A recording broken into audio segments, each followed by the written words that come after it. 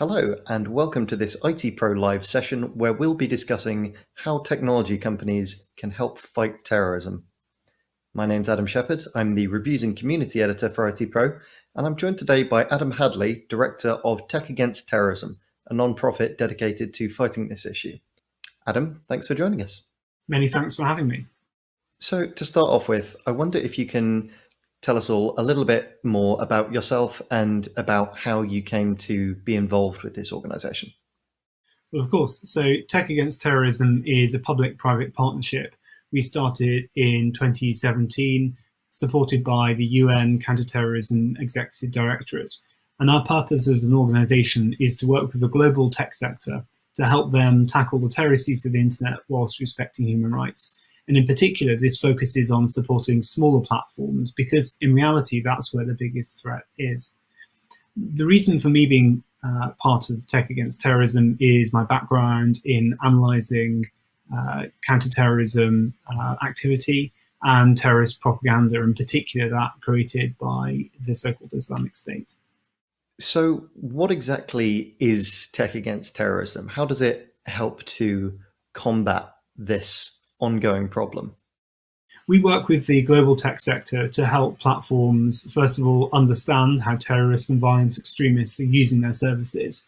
Secondly, create policy and processes to figure out what to do about this. And thirdly, provide data and technical assistance where required. Most of the time, we're actually working with some of the smallest platforms that many people may not have heard of.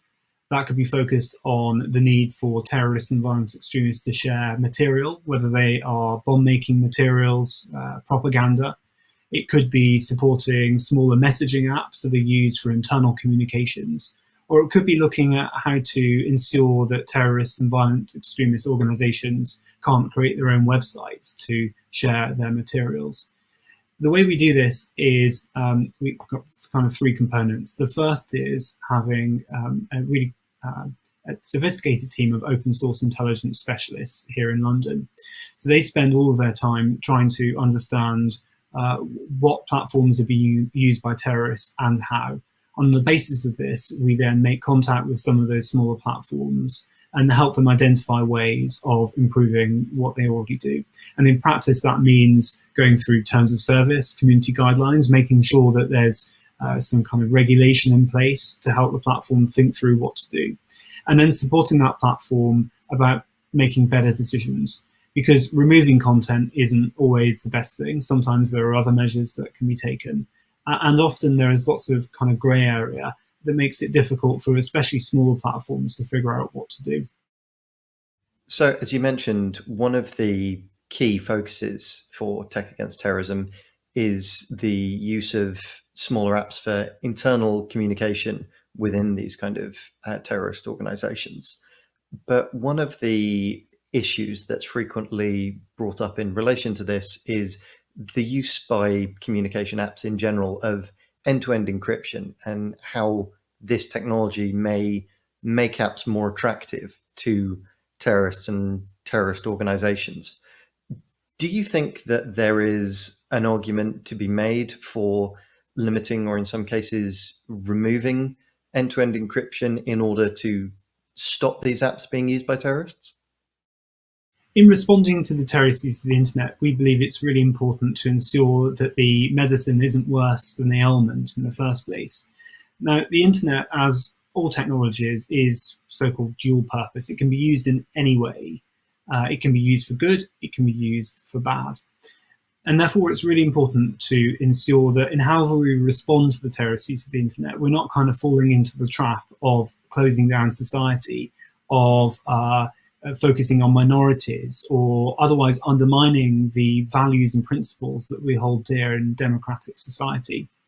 And all of this has to be driven by data, by evidence, and an understanding of what drives terrorists and violent extremists to use tech in the way they do. So first and foremost, we focus on strategic use cases. So actually, a lot of the use of the internet is not really for internal communications with terrorist groups. It's really about sharing violent, graphic propaganda, strategic communications, we call, to influence political debate. And we believe that's a large part of what drove IS to create such violent imagery and graphics back when it had ascendancy in Iraq and Syria, was the gore factor. And that gore factor was really successful in being captured by mainstream media, because we've got to focus on, what do terrorists want? Terrorists want renown, they want reputation, they want recognition, they want to have impact, clearly negative impact. They're political as much as anything else. So the vast majority of terrorist use of the internet is designed for strategic impact, and therefore it needs to be broadcast if possible, ideally picked up by TV news, by newspapers. So really that's kind of where we approach this, is that the majority of the time it's actually about the kind of broadcast function that social media provides, especially when it's then picked up by mainstream media. Of course, though, there are niche use cases for internal communications. We are familiar with lots of apps and ways of talking to one another. Zoom is one, Skype, WhatsApp, SMS, email. Well, they're all used by terrorists, of course. And in many cases, there's very little difference between how a terrorist might use a communications app and a normal person. So we have to be careful there in distinguishing between kind of harmful use and normal use that's used by bad actors. Because unless we can distinguish between those two things, we could fall into the trap of banning all technology when actually that's not needed or warranted.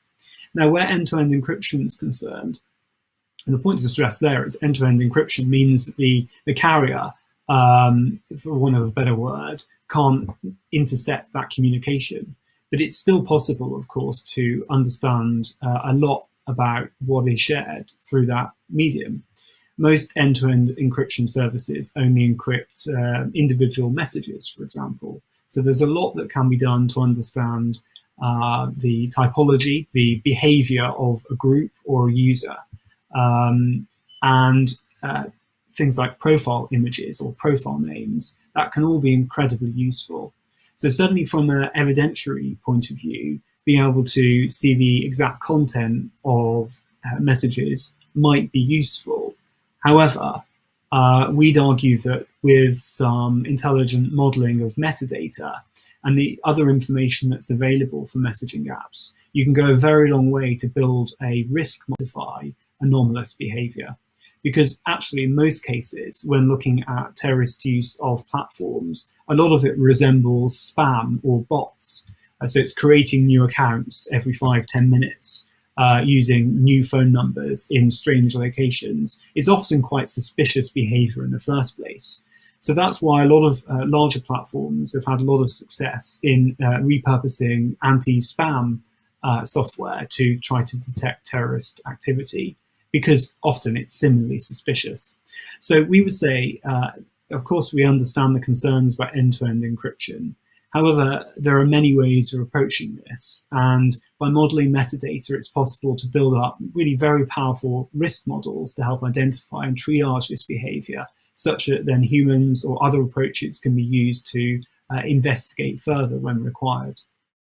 So you mentioned Islamic State earlier, otherwise known as ISIS, and a number of different names, but they were highlighted early on in their rise, if you like, as being very technology savvy, very social media savvy, very digital native, if you like.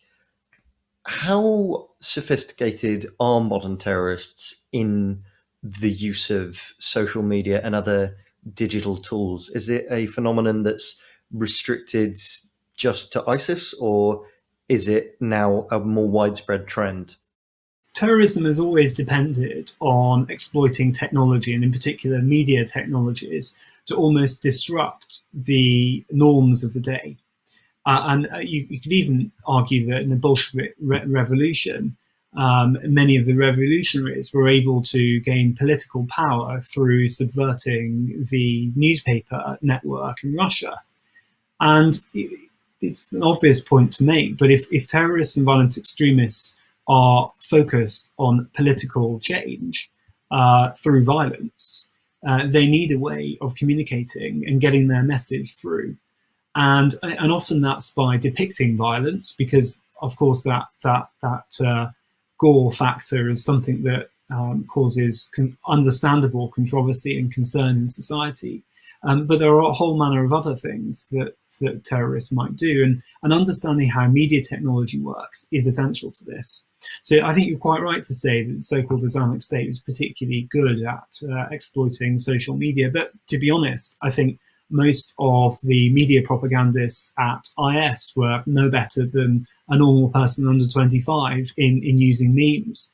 So I think perhaps the perception more reflects the fact that the traditional counterterrorism community and law enforcement community are perhaps not so digitally native as most people under 25. So really, I don't think we see anything particularly extraordinary in the way that IS and other terrorist groups use technology. It's no surprise that there's understanding of how to use Twitter, how to use Facebook, how to use Google. I think, though, there is an increased trend, perhaps more where the violent far right is concerned, but this also applies to IS and Al Qaeda in terms of the use of decentralized apps, the so-called D-apps or D-web, decentralized web, and the increased likelihood of terrorist groups beginning to develop their own technologies. So, of course, as we've seen software engineering become kind of more democratized, the greater use of third-party tools to accelerate development. So what we've already seen over the past 4 years in particular is a large-scale migration of activity from the household names, from Facebook, from Twitter, from Telegram, to a vast array of smaller platforms. So you could argue this is actually good news because it's making it much more difficult for terrorist actors to stay on the larger platforms. So as you can see, I think the use of social media and videos and audio, I don't think there's particularly anything that's sophisticated about that. It's just what kind of younger people are familiar with across the world. But actually, when we're seeing the development of tools, well, yeah, I think actually we're beginning to see, especially the far right, the violent far right, use decentralized apps. And that is concerning because many of them are extremely difficult to understand, to assess, and most of them are almost impossible to moderate content on. So we've got to be really careful in ensuring that we're doing just enough to make it very difficult for terrorists and violent extremists to operate openly on the internet, but not too difficult, because if we make it too difficult, we're then pushing them elsewhere where it's much harder to do anything about in the future. Is it more difficult than tracking terrorist networks and extremist networks who are communicating via offline means and via more traditional methods than when they're using these kind of apps and social media networks? Well, what we see from right across the terrorism and violent extremism spectrum is awareness of OPSEC, or operational security. So you often see handbooks designed to help ensure that the kind of digital signatures are reduced, to ensure that people corresponding minimize risk of being identified and can maintain their anonymity. So you see these sort of manuals right across the spectrum, from IS, Al Qaeda on the one hand to the violent far right on the other. So it's almost like a lot of the tools and techniques that open source intelligence analysts use are or increasingly being adopted by the very people we're trying to understand and actually to stop. But I think you're quite right to focus on the kind of offline component of this. What we are seeing is increased awareness of the risks posed by the use of digital tools, which either requires a high degree of expertise in how to obscure your IP address or other identifiers, or just turning it off entirely. And the point to stress here, I think, is that most violent terrorist activity in the West is based around small groups of individuals who already know each other. So the so-called radicalization hubs are a really important part of the radicalization process, if, of course, you're focusing on radicalization. But we'd say that the majority use of the internet by terrorists is actually to disseminate material that can be picked up by the broader population, as opposed to radicalization itself. That's not to say, of course, that people aren't groomed and aren't radicalized online. They are to some extent. But in almost all cases, there is some kinship, there's some awareness of each other in those particular networks. So the offline is really important here. It's not just about what happens online, but rather how people know each other offline. And that therefore means that at a certain point, communications goes off online, and it's all offline in a way that we can't really understand. And the same also goes for terrorist financing. So the vast majority of terrorist attacks require a very small amount of money to conduct, and we see that such small amount of money. We're talking about cash. We're talking about prepaid phone card kind of payments. So that we know in Iraq and Syria, the vast majority of funds that were transferred there were using traditional methods. Terrorists and violent extremists don't use exotic technologies unless they have to, partly because that then means they stand out a lot more. And that's the same with encryption as well. There's some evidence to suggest that many terrorist organizations actually avoid using encryption, because by doing so, it makes it much easier to pick them out. Of course, though, now we're seeing apps such as Signal and Threema being used more, and Proton Mail, if we're talking about email. Many of these highly secure services are becoming more popular, which means that terrorists and violent extremists are more likely to use these services because they can get lost in the noise, so to speak. So what role can organizations or even individuals play in combating this threat and getting involved with this initiative? Well, we'd say that everyone has a responsibility to ensure that the way we use the internet is sensible and is supportive of measures being taken to tackle the terrorist use of the internet. So in the first instance, we'd say that it's important not to share terrorist material online. It's important not to share perhaps what might be broadcast on mainstream media regarding a terrorist attack, because every retweet, everything we might share, is actually supporting the terrorist objective, which is to get the message out there to make people fearful. So the single biggest thing we can do is not to give terrorists the oxygen of publicity. And that means not sharing material online if we can. But in particular, where the terrorist use of particular platforms is concerned, we'd say that if you do come across activity that you think is criminal and relates to a terrorist organization, then do get in touch with us at Tech Against Terrorism, do get in touch with the police, and of course report that content to the platform in question. So those are the two biggest ways where we think everyone can have a big impact. But of course, if you have technical expertise in understanding open source, if you have expertise in developing classifiers or algorithms to help detect content, then we'd be really keen to hear from you also. So you mentioned financing and the transfer of funds to terrorist organizations. How often have you seen terrorists using the kind of software development skills that you mentioned earlier to self-fund through cybercrime and hacking and that kind of activity? What we know from research is the so-called crime-terror nexus, in which individuals who are really far down the radicalization route often will have fallen out of society, often obviously won't have normal day jobs, and will resort to crime to fund their lifestyles in anticipation of an attack. We know that the majority of attacks, certainly that have taken place in Europe, have not required a substantial amount of funding to perpetrate. So really this is more a matter of terrorists and violent extremists funding their lifestyle before they can then attack. And this obviously varies by type of terrorist organization we're referring to.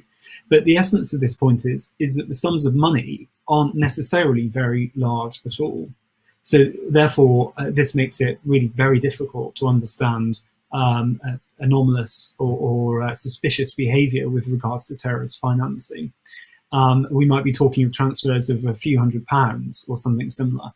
But there are a number of methodologies that the financial industry has adopted to try and understand suspicious use, so-called identifying typologies of behavior that are strange. So it might be in using a prepaid card, if someone might add £50 a month to the card and then withdraw all of it after 3 years. It's that sort of behavior that can flag up warning mechanisms at the banks and non-bank financial providers, prepaid card, for example, or online wallet providers. So there are a number of ways of thinking about risk in this area, much like you might do with an end-to-end encrypted app, that actually that you can't really understand the intent, you can't understand the content or the purpose of the money, but you can look at what normal usage might be.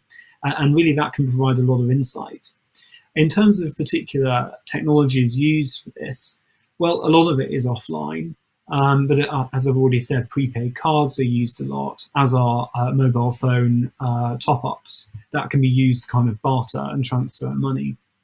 In terms of other services, we've seen crowdfunding sites being used to set up front organizations, for example, taking donations for charities that don't exist, for causes that might create an interest in the local community.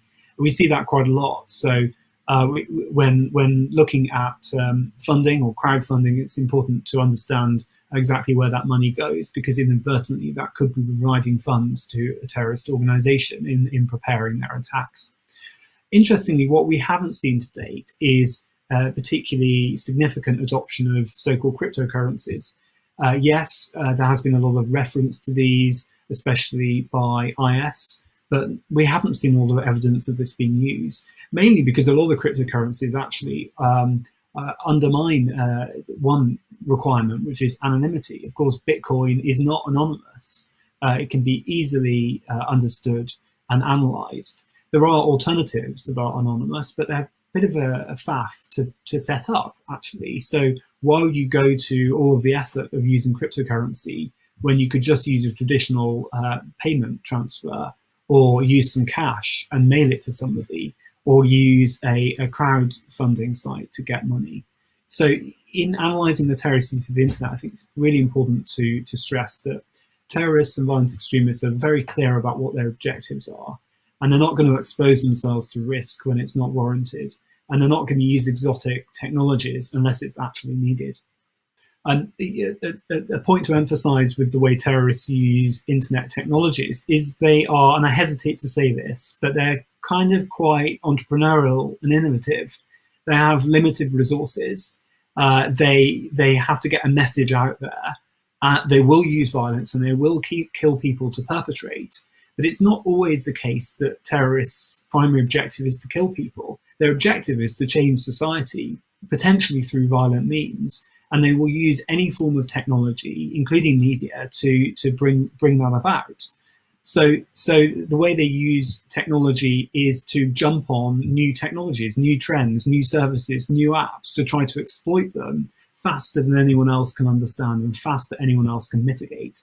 And the bigger job that we have at Tech Against Terrorism in our work with the Global Internet Forum to Counter Terrorism is trying to get ahead of all of this. And it's tremendously difficult because, of course, as you know, the technology landscape is shifting all the time and there are the innovations coming out. But it's not just the tech sector and businesses that try and make the most of this, but terrorists do also.